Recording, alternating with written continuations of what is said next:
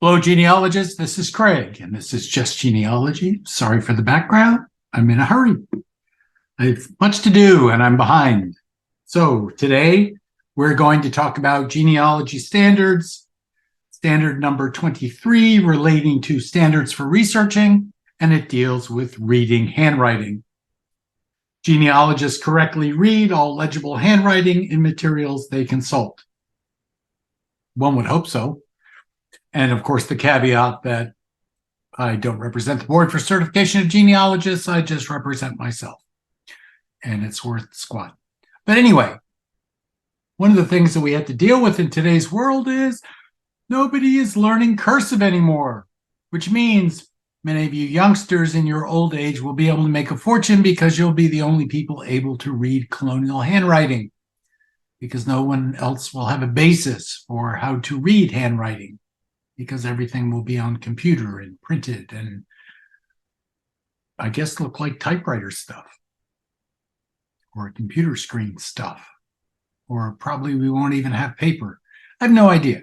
But I do know that if you can't interpret colonial handwriting or handwriting period, some Civil War handwriting is interesting, you're going to have a problem. So that means you're going to have to learn how to read handwriting if you don't already know how.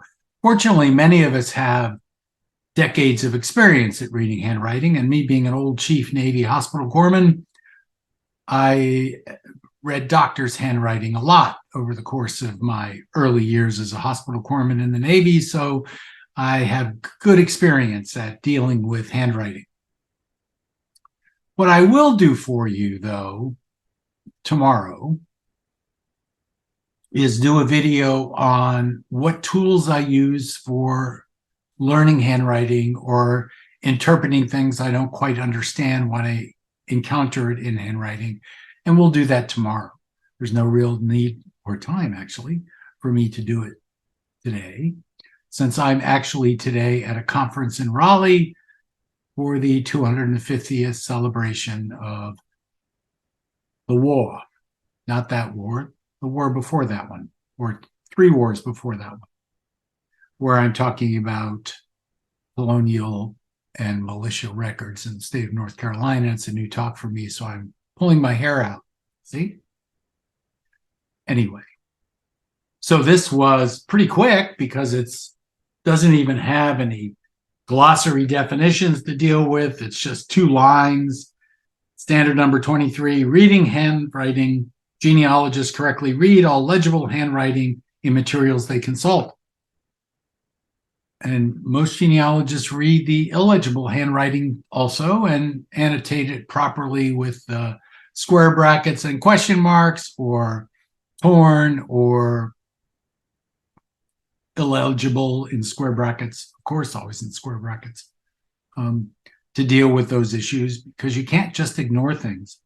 I've always said that, and from experience, I know that unless I transcribe something fully, sometimes I don't really understand it.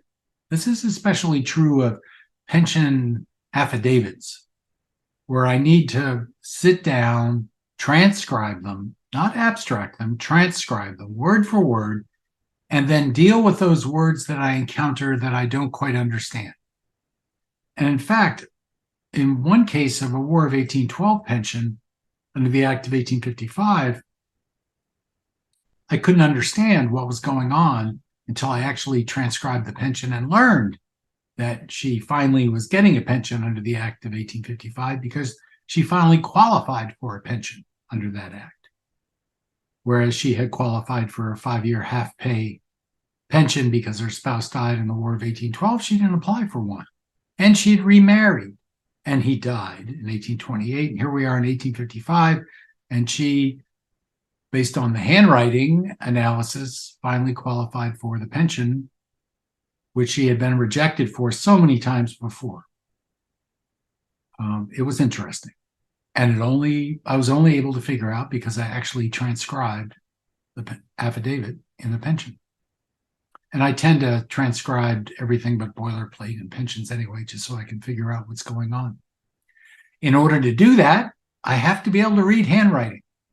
So tomorrow, again, I'll do a video on what I use to interpret, especially colonial handwriting, and we will take it from there.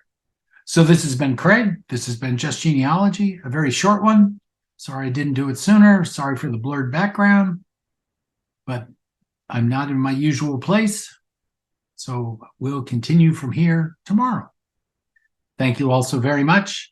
Please subscribe if you haven't done so already. Please tell your friends if you haven't done so already. Please continue watching at every opportunity so we can get those hours in and we can get those subscribers in so we can move on down the road.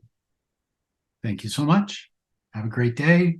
Some of you I may actually see in North Carolina this morning, and I look forward to that.